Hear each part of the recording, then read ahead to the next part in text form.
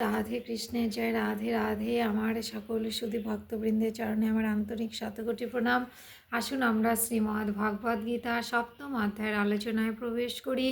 সপ্তম অধ্যায়ের প্রারম্ভে ভগবান সাধকদের তিনটি কথা বলেছেন।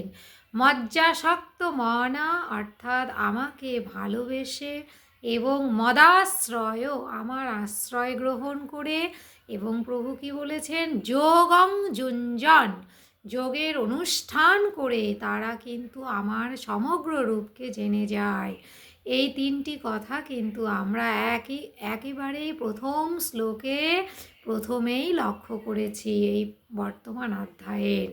সেই তিনটি কথার উপসংহার এই যে পরপর 29 এবং 30তম শ্লোকে প্রভু দেবেন। আমরা পূর্বের ভিডিওতে 28তম শ্লোক পর্যন্ত অধ্যয়ন করেছি।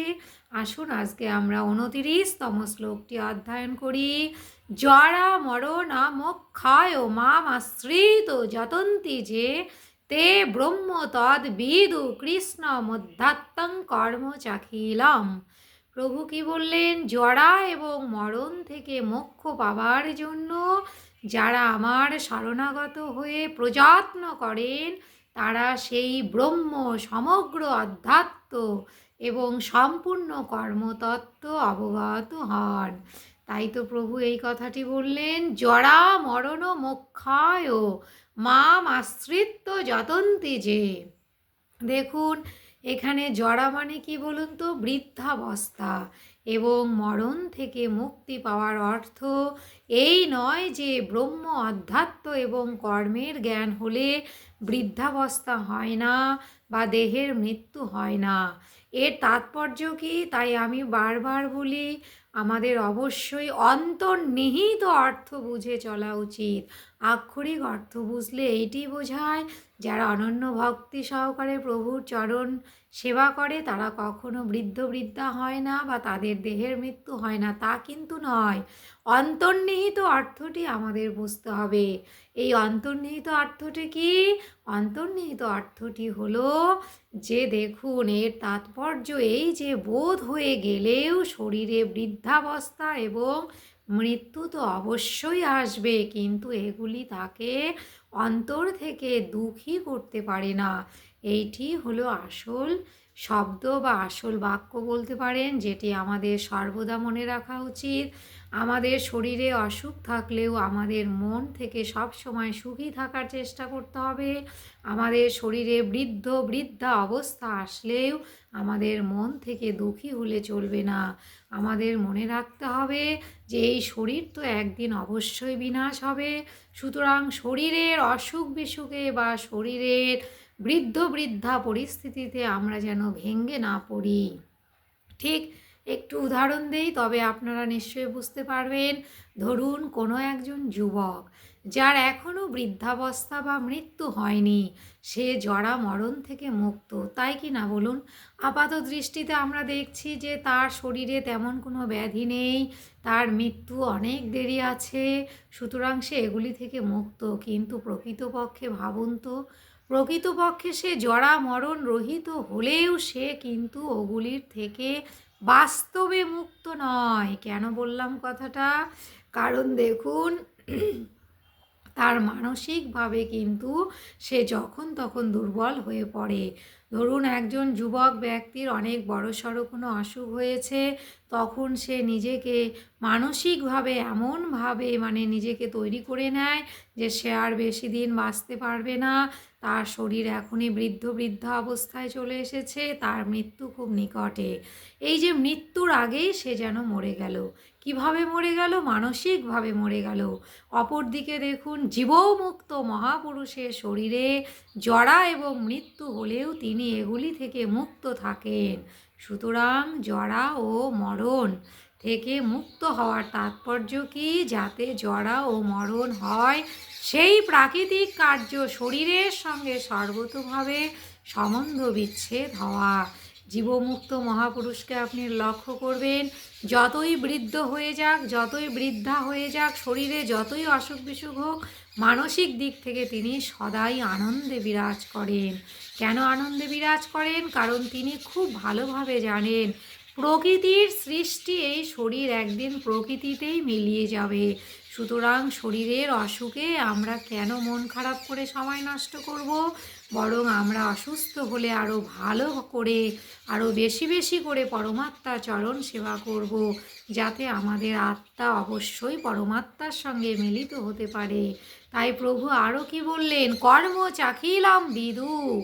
এই যে জীবমুক্ত মহাপুরুষগণ, তারা কি করেন? সমস্ত কর্মে প্রকৃত তত্ত্ব জেনে যান। অর্থাৎ জগৎ সৃষ্টি কেন হয়, কেমন করে হয় এবং ভগবান কিভাবে তা সম্পাদন করেন, তাও কিন্তু তারা অবগত হন।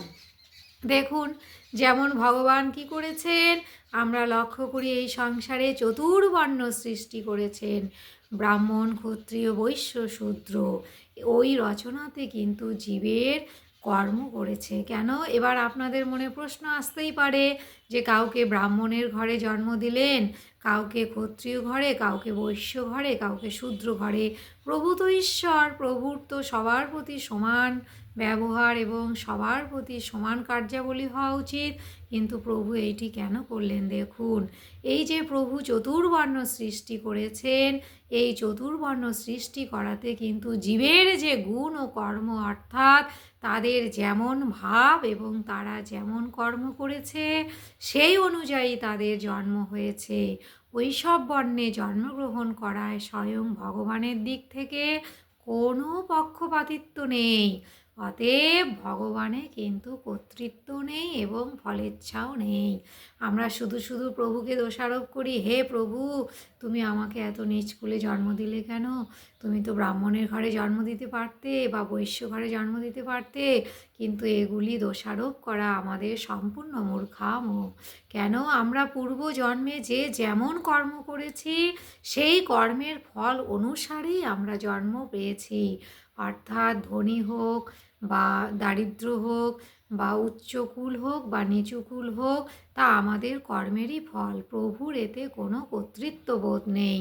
প্রত্যেককেই প্রভু তার নিজের নিজের কর্মের ফল প্রদান করেন। এই সত্যিটা জেনে যদি আমরা চলি, তবে অকারণে প্রভুকে আমরা দোষারোপ করব না। দুঃখ পেলে আমরা ভেঙে পড়ি আর বলি, হে প্রভু তুমি তো বিপদ ভঞ্জন, তবু কেন এত বিপদে ফেলেছ?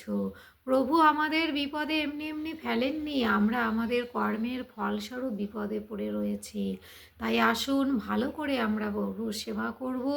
তবে কি হবে বলুন তো? পূর্বজন্মে বা বর্তমান জন্মে যতই আমরা পাপ করি না কেন, যেমন করে পদ্মপত্রে জল স্থির থাকে না, তেমনি প্রভুর চরণ সেবা করতে শুরু করলেই আমাদের সমস্ত পাপ ক্ষয় হয়ে যাবে। এটি আমার বাণী নয়, স্বয়ং ভগবানের বাণী।